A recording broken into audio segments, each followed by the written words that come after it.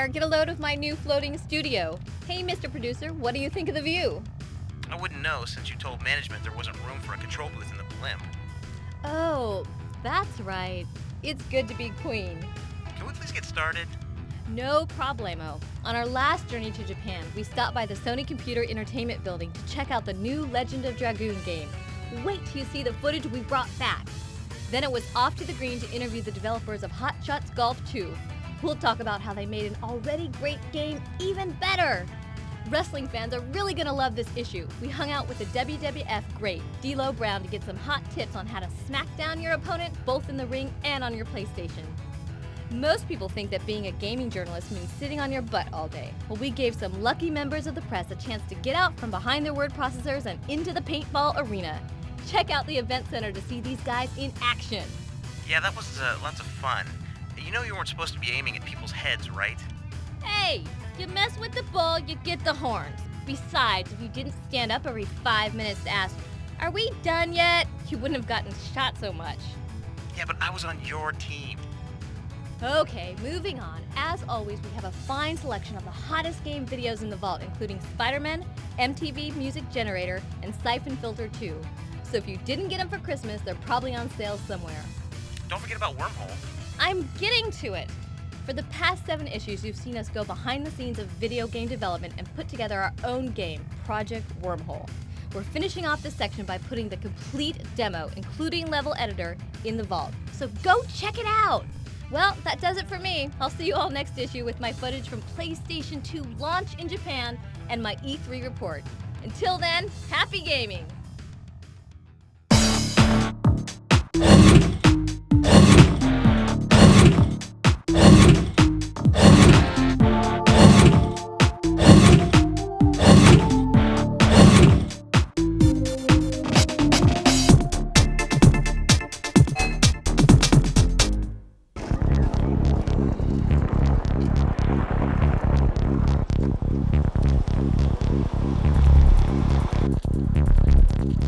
They're some of the biggest names in video game journalism.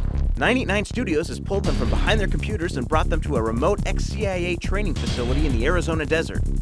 The information that we put out here is real. We have trained over 130 SWAT teams from the United States, Canada, Spain, Taiwan, Kenya, a lot of other places. For the next few hours, they'll enter the world of Gabriel Logan so that they can bring you more informative reviews of Siphon Filter 2. They've come to a fantasy camp specializing in covert operations and hostage rescue, run by 2 people who've done the real thing.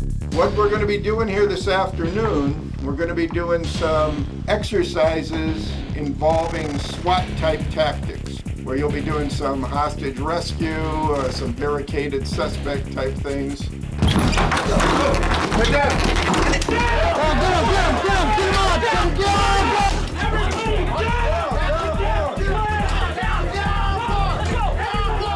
A hostage has been taken.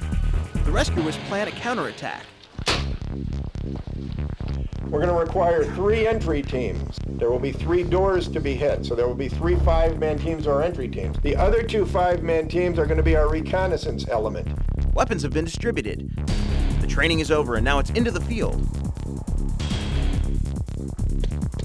They're going to move in and risk life and limb, or at least serious bruising, to rescue the hostage.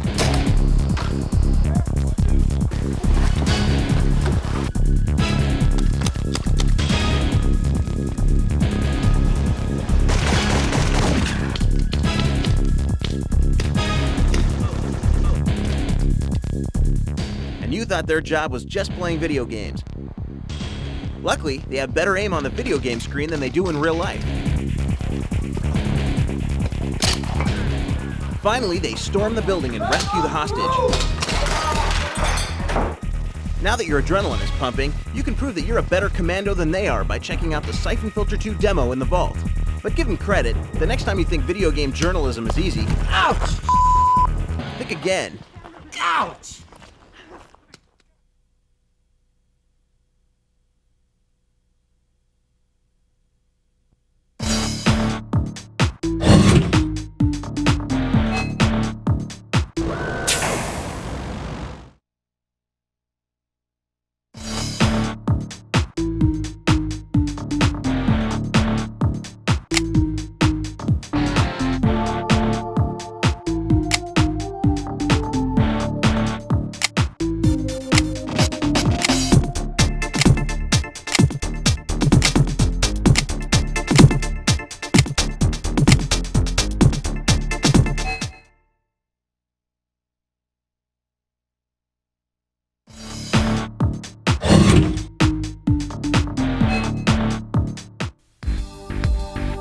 Welcome to CG Design, where we make a 3D object to show you how it's done.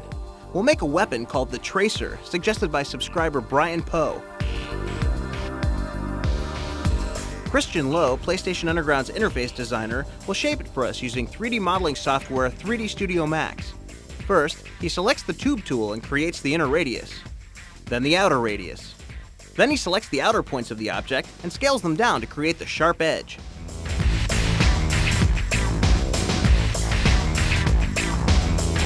To make the handle, he uses the line tool to rough out an S shape. Then he smooths it out. He adds depth by beveling the edges. Then he takes that image and cuts the blade shape in half to make a weapon that can separate in two. He'll repeat this to create the other half. He inserts the handles and chooses the texture. Now he uses a graphic file to create a design pattern on the blade. The dark areas become indented and the white portions become raised. The final model renders out.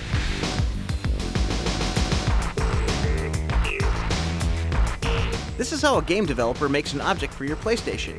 Watch for this weapon somewhere else in our issue. Is there a 3D robot, weapon, car, or object you'd like to see? Send a drawing or suggestion to this address and we might just use it for a future CG design.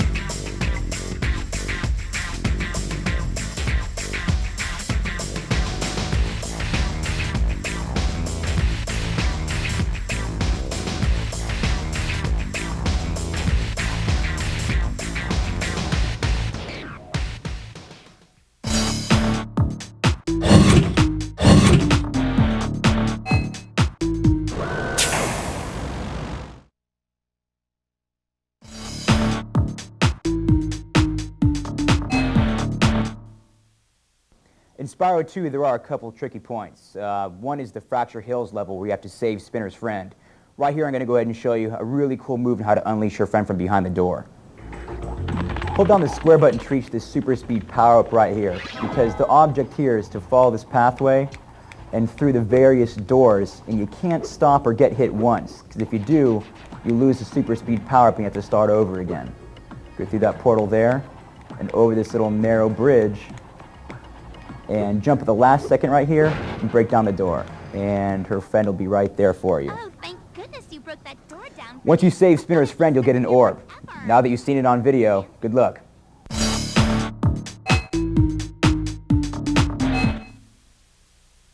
In the level Papu's Pyramid of Crash Team Racing, there's a hairpin turn at the end of the level that you can totally bypass by using this shortcut.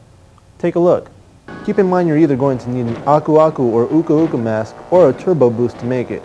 Once you get the mask, save it for here. Right at the end of the wall, activate your mask and do a 180 turn over to the other side of the track. So there it is.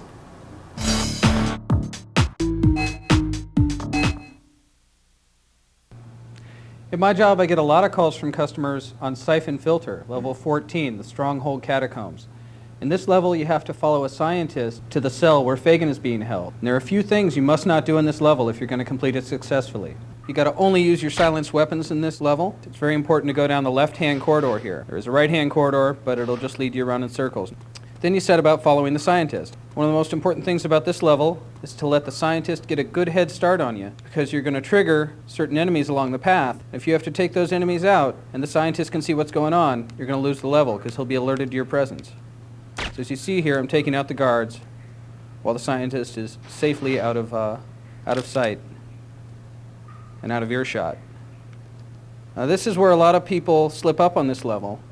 The scientist stops and talks to two guards down at the end of the hall. We'll look here through the sniper rifle viewer. It's very important that these two guards are not killed. I repeat, not killed. If you kill these two guards, just about anything you do after that, it won't matter. You're going to lose. The scientist remains down at the end of the hall and is close enough that the murdered guards do in fact alert him to your presence. Even if it doesn't end the level immediately, you will not be able to end the level when you reach the door. So instead of killing the two guards, we're going to sneak down the hallway. And I do stress sneak. You must hold down the X button and move slowly. And these guys aren't too bright. They're a little drowsy because you can get this close and then just go down the right-hand corridor and they never see you. And those guards won't give you any more trouble as long as you don't double back this way. Through the rest of the level, you're just going to have to take out anybody in your path quietly without the scientist around. And this guard here around the corner, the last guard you're going to need to take out in this level, can be very tricky. What I always try to do is peer around the corner to get him on my radar. You can now see the green dot moving towards me on my radar, and I can level my gun and take him out as he comes around the corner. And if everything goes right, you'll never even see the scientist at the door, because it'll fade to black, and you'll see a movie clip.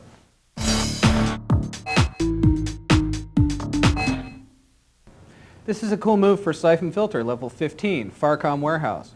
In this level, you have to locate viral carriers and tag them.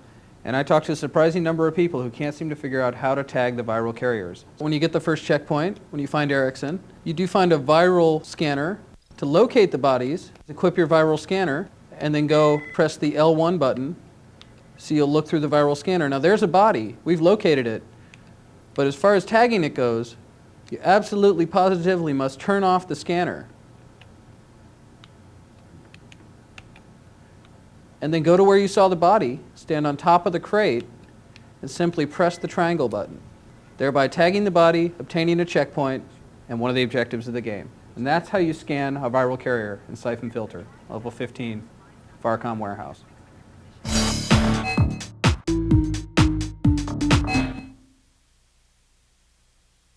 Today I'm going to show you one of the coolest areas in Twisted Metal 4. The level is Neon City.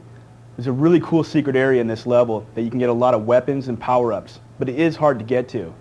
Let me show you how it's done. Basically what you want to do is look for the train tracks and follow it all the way up the tunnel, just like this. Collect the power-ups on the way up.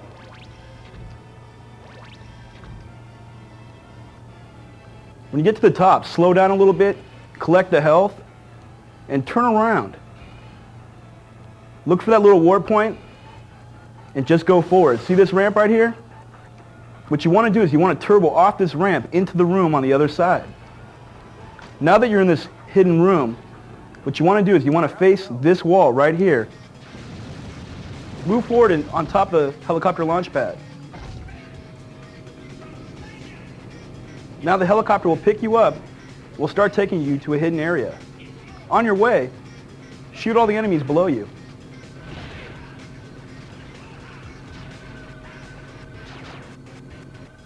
Once the helicopter's dropped you off, move forward into the secret area. Collect all the weapons and power-ups here.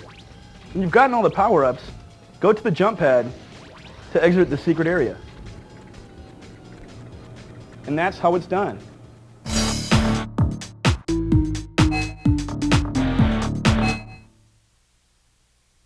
The cool move I'm going to show you today is the corkscrew turn from Laguna Seca on Gran Turismo 2. Basically, the corkscrew turn is one of the hardest turns to execute. What you need to do is approach it towards the right-hand side or more the outside lane. You'll slow down, shift it to a lower gear, and drop down, and you can cut a little bit without being penalized for taking that turn.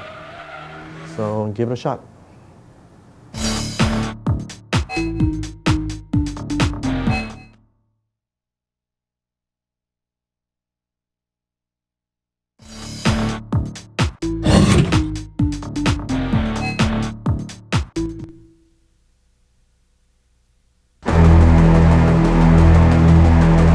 Start getting butterflies in you because you're getting ready to go out in front of 20,000 people. You're thinking about what you have to do tonight, but also you're thinking, I don't want to mess up. I don't want to fall on my face when I walk out the ramp. And then I want to make sure I go out there and entertain every one of them. Gonna kick this sorry ass out on the street. I think wrestling is very entertaining. It's an outlet. It's drama for male, you know, like a soap opera for males. There's not a more natural high in the world, then hear your music hit. You can hear their screams and applause in your body. You can feel it inside of you. Not just mentally feel it, but physically feel it bouncing off your chest and bouncing off you. And when you're walking down, you're looking at each, you can almost make contact with each one of them eye to eye.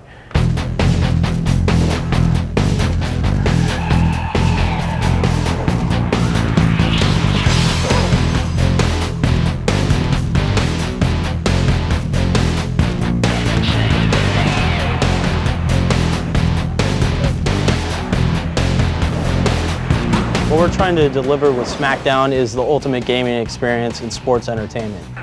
It's very fast moving as compared to other games where it's very slow. The graphics are really cool. That looks real. See, the moves are very realistic looking.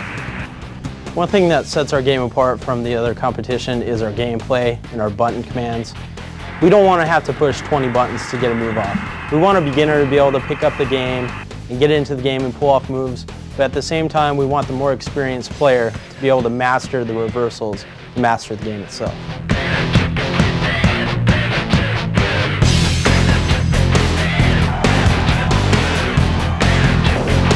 When you're out there in the ring, it's not as easy as it looks. For example, probably the hardest one is Steve Austin's stunner, because it comes from 14 different directions. I mean, you could be on the offense and all of a sudden, boot to the gut, there it is.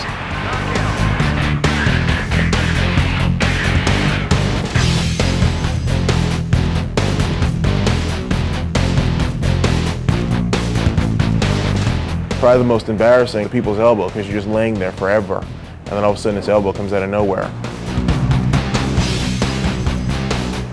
And well, Kane, Big Boss Man, and Taker all use a choke slam, and that's just a big pan wrapped around your throat. The name definitely describes the move.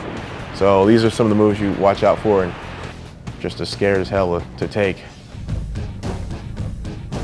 One thing that we got in the game that no one else has done before, the season mode. You go through all the major events and pay-per-views, and at the end you'll hit WrestleMania. Along the way you'll make friends and foes and enemies. You can fight in the kitchen, the boiler room, anywhere you want to go, and anything can happen at any time. You can make decisions whether or not to team with a partner, and you don't just go to them, they come to you. Another thing that we have, create a wrestler / superstar mode, in which you can go in and create anyone you want. You can create wrestlers, superstars from around the world, different looks, different masks, and also attributes, entrances. Oh, you didn't know? Your ass better call somebody! It really captures the drama, the excitement of the WWF. We really want to bring the person inside the ring, this is the closest thing we can do to that. Like I said, we're all fans making games for the fans, and I think the real fans can tell. You're always in that quote-unquote zone when you're out there in the ring. For example, when I climb up for my frog splash. The people then go from being on like Decibel 1 to like screaming jet, and there's nothing in the world that can stop you from hearing it. It's like me winning the NBA title at a Super Bowl every night of the year.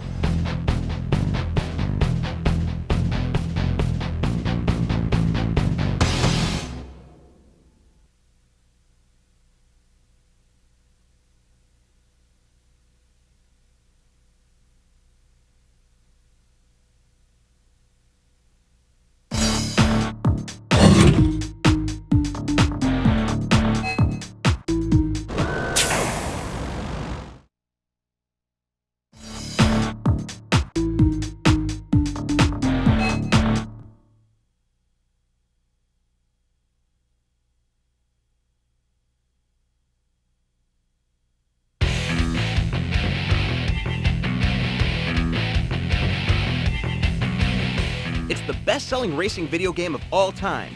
What will it be like when it runs on the PlayStation 2, a console 10 times more powerful than anyone out there now? This is Gran Turismo 2000, the next game in the Gran Turismo series produced by Kazunori Yamauchi. Recently, he gave PlayStation Underground an exclusive interview on his plans to take advantage of the new console. Although early in development, he hinted at a whole new level of video gaming.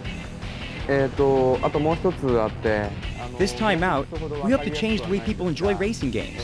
There'll be something new in the entertainment experience and how users are part of the game. I'd like to say more, but the exact details are still being set.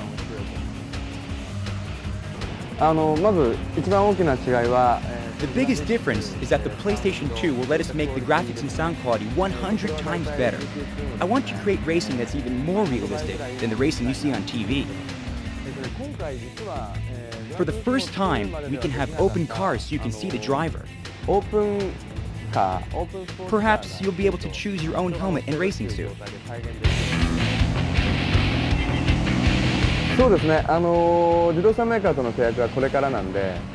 I plan to increase the number of cars, adding 5 to 10 for each territory: Europe, Japan, and North America. I might include the new Corvettes and new Camaro. There are many cars I'd like to add, but gamers should understand it takes a tremendous amount of negotiations to license a car from its maker. If you don't see your favorite car in the game, it's not because I didn't want it. Would it help if gamers wrote to manufacturers of cars they'd like to see in the game? Yes. Along with the new cars, I would like to add maybe 5 to 10 new courses, including dirt tracks and the drag racing mode. The PlayStation 2 gives us the power to change the weather as well as the time of day for each course. This will add lots of variety.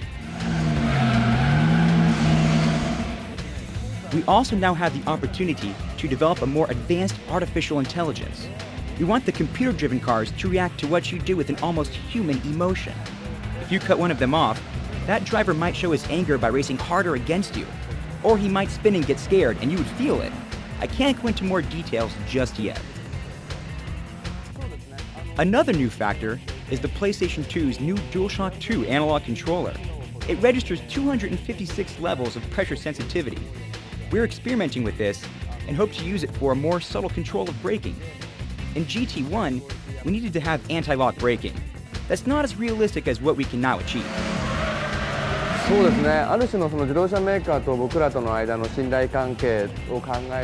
Gamers always ask me if car damage will ever be visible.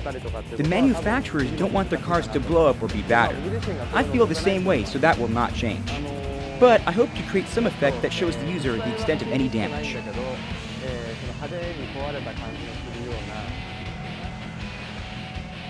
Plans have been announced for PlayStation 2 to be supported by a broadband network in 2001. We wondered what effect this might have on the Gran Turismo series. I have a vision of Gran Turismo's network racing. It's much bigger than 1-to-1, but I can't go into specifics yet. One thing a network could do is let racers share times and establish rankings. This is a very important part of racing games. But in addition, the network could let them share communication on how to take certain corners or courses. That is very important to me as well. Gran Turismo is fulfilling a love for cars that Yamauchi-san has had ever since he was a boy. Now in developing the series, he gets to travel the world and test its greatest cars on its most famous tracks. But he's made a discovery. Playing the video game has improved my real race driving versus the other way around.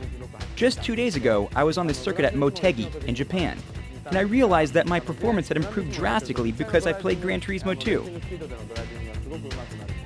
You better keep sharpening your own racing skills because when you drive Gran Turismo 2000 on the PlayStation 2, it's a whole new level of power and intensity. Do you have the reflexes to cut it?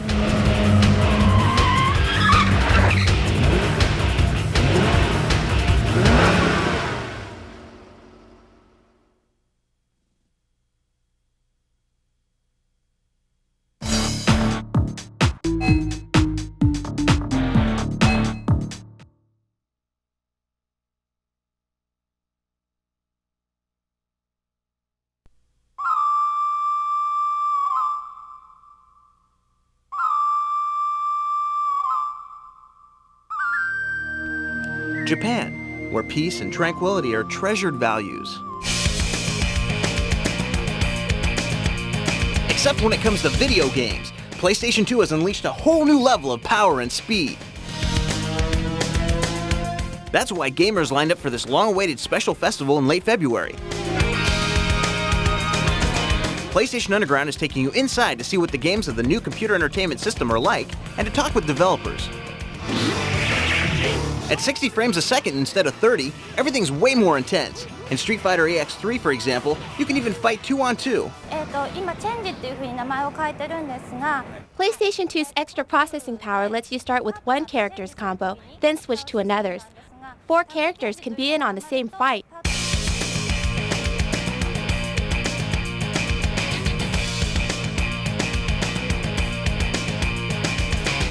Another difference is that more detail can go into the graphics, as in these scenes from Onimusha.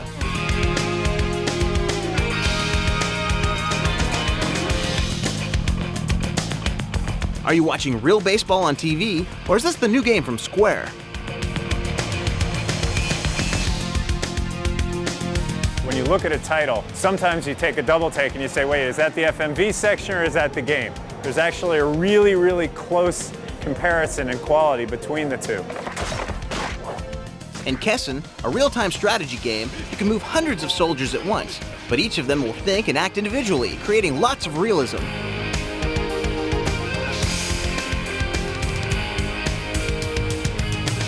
RPGs like Dark Cloud can be fully 3D, and you can explore with 360 degrees of freedom.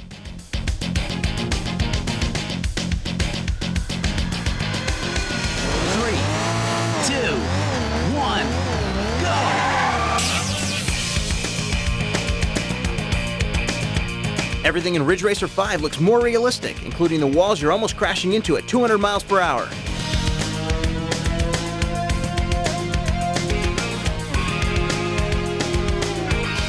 Backgrounds in Tekken Tag Tournament are now full of action and new detail.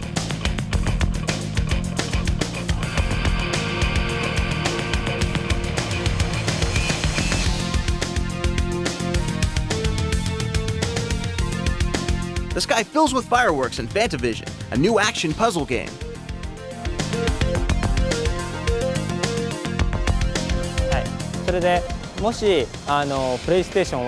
You can set up hundreds of explosions at a time, and the PlayStation 2 calculates and displays them in real time. We could not have done this before.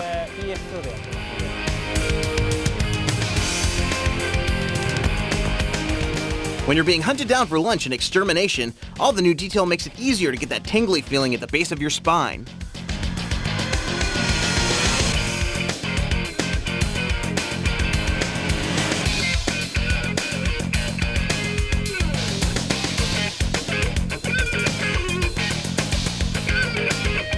And the new console's larger memory opens up huge new worlds, as in this new Border Cross game. You're racing head-to-head against 7 other players that you couldn't have done before the PlayStation 2. Basically, anything you see that looks like snow, you can go there. How are gamers reacting? I loved how fast the snowboard game was. It felt totally real. I was blown away by the quality of the games. The emotions of the characters are very well done. They're really human.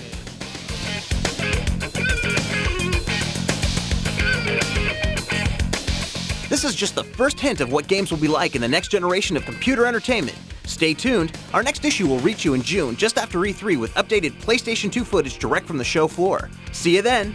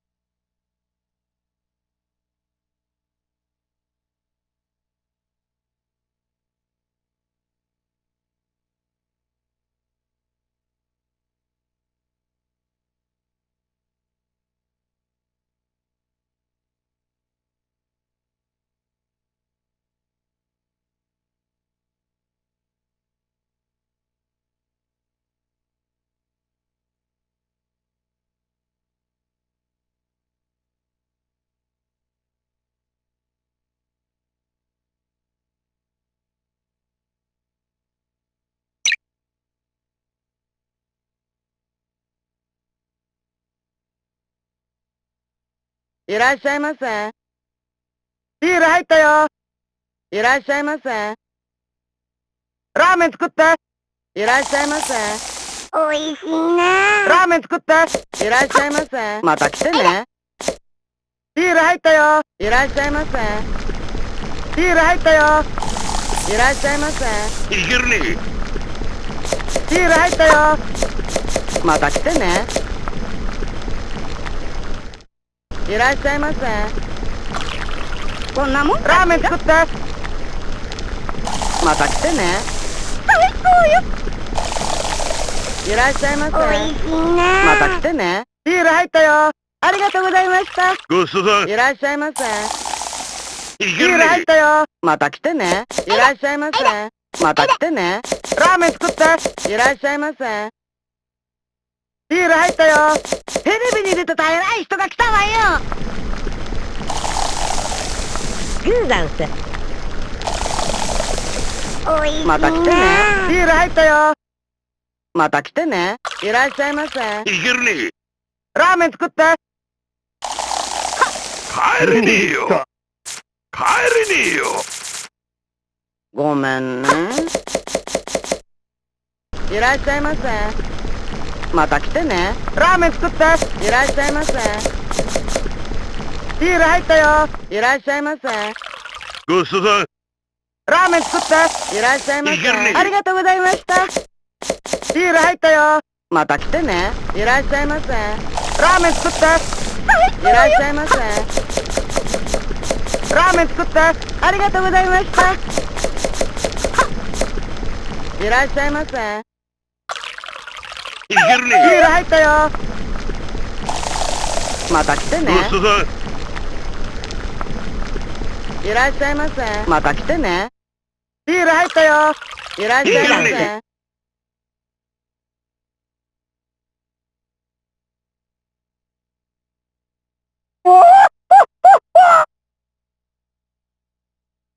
わしと勝負じゃ。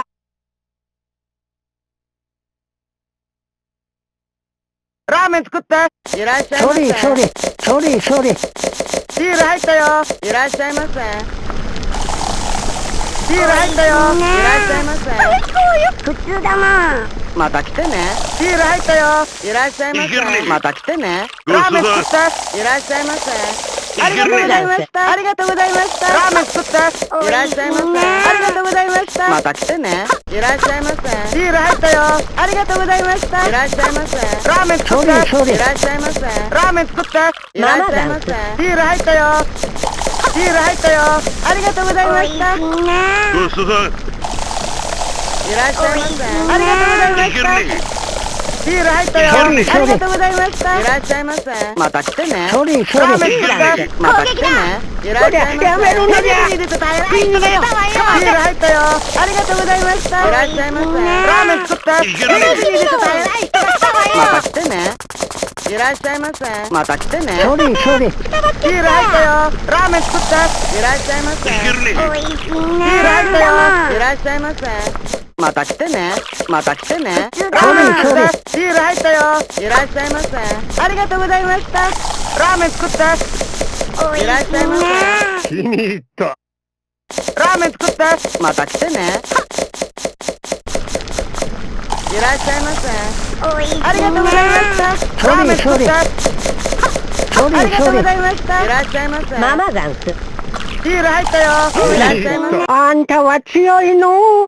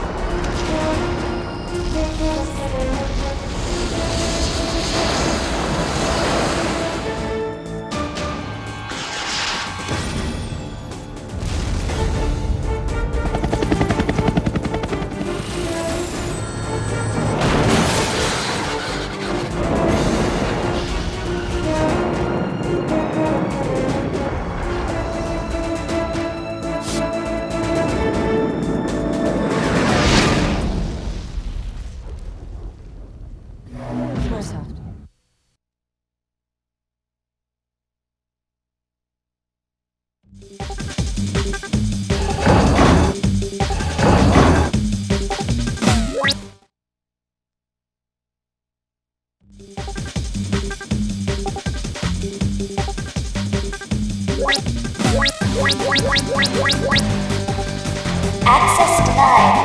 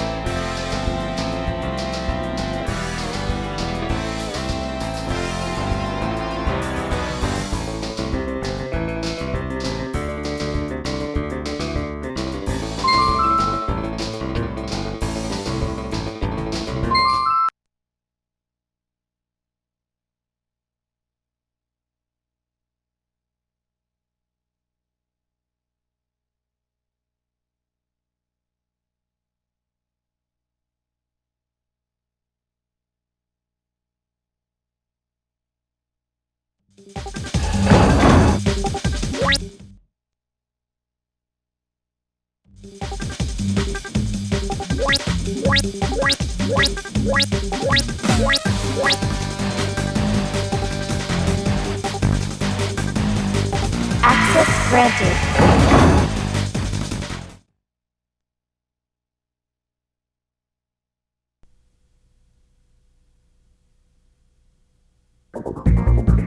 Logan, the following is an operational briefing designed to maximize your effectiveness in the field.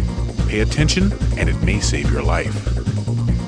Use your on-screen HUD to keep track of enemy movements and evaluate potential threats. Your health meter indicates how much strength your flak jacket has remaining. When the bar starts to flash red, your flak jacket is completely gone, and you'll start taking damage directly. At this point, 2 or 3 bullets will kill you, so proceed with extreme caution.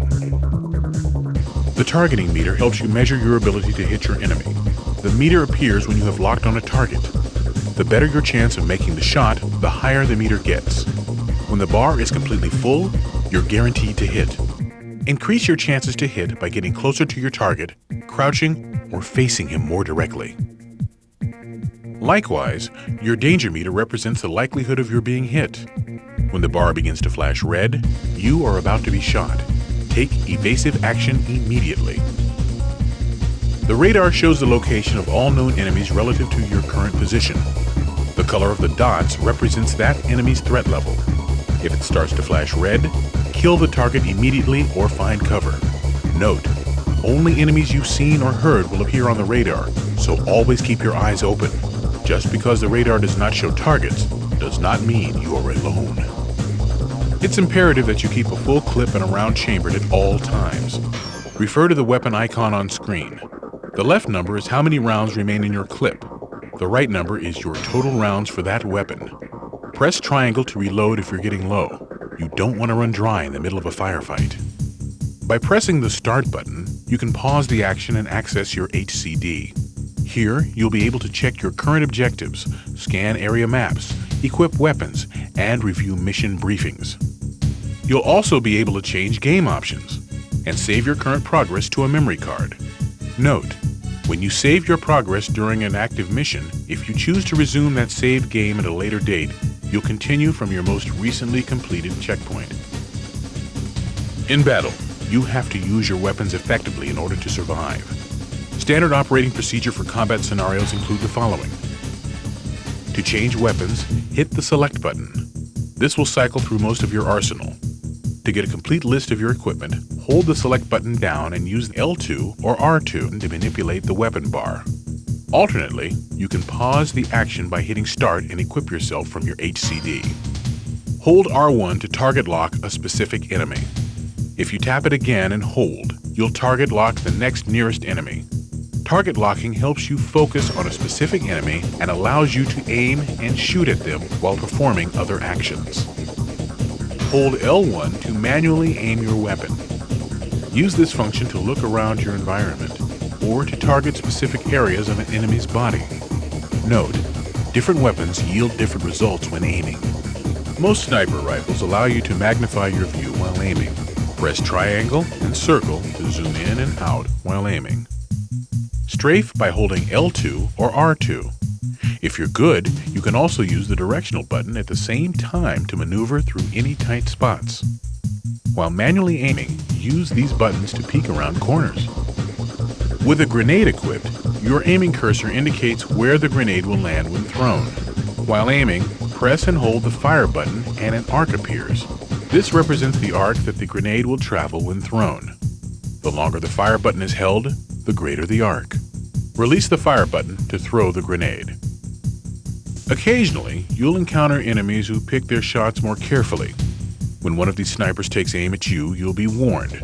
The word headshot will appear with a line pointing towards you. If you see this, immediately take cover. Bear in mind, when in the field, you may encounter hostile fire from civilian forces. Law enforcement agencies can misconstrue your actions and may impede your mission. You should always try to find a non-lethal solution in these situations. Failure to adhere to this mandate will not be tolerated. You do not have a license to kill. In the field, you'll encounter many obstacles. Here is a complete list of the actions you can perform to achieve your objectives and complete the mission. Hold the X button to crouch. While crouching, you can use the directional button to move in a crouching walk. Staying low is often key to avoiding enemy detection. It keeps you deathly silent, and you can sometimes hide behind terrain to avoid being seen. Also, while crouched, your aiming ability is increased dramatically. Hit the circle button to roll. This is an excellent defensive maneuver that temporarily reduces the enemy's ability to hit you. Pressing the triangle button allows you to interact with the environment. Use it when standing near computers, weapon crates, lockers, switches, etc. You'll know if an item can be used when a callout appears above it. Holding the X button when standing near a ledge will allow you to lower yourself into a hanging position. From this position, you can use the directional button to shimmy left or right, climb back up, or drop down. To jump or climb to higher elevations, hit the triangle key when standing below a ledge. In some areas, you can jump laterally from one ledge to another. To accomplish this, just run forward off the edge and you'll automatically catapult through the air to land on the other side. In some areas, you can crawl through heating ducts. First, remove the duct's covering by shooting it. Then use the triangle button to pull yourself into the duct. Once inside, use the directional button to maneuver normally. You can walk by applying slight pressure to the left analog stick. Walking automatically prevents you from falling off ledges and makes you move silently. You can also walk while wearing disguises by holding the X button. If you ever spot a security camera, stay out of its field of view unless it's turned off. Alternately, you can use an electronics kit to disable the camera. Occasionally, you will find yourself in areas that are pitch black. At these times, you'll automatically equip your night vision goggles. In dark areas, enemies will have a harder time spotting and shooting you, so use this to your advantage by keeping your distance and killing silently. A few closing words of advice. If you're outnumbered, run. If you're unnoticed, sneak. And if you've got the shot, take it. Make yourself an easy target for your enemies, and you'll wind up dead.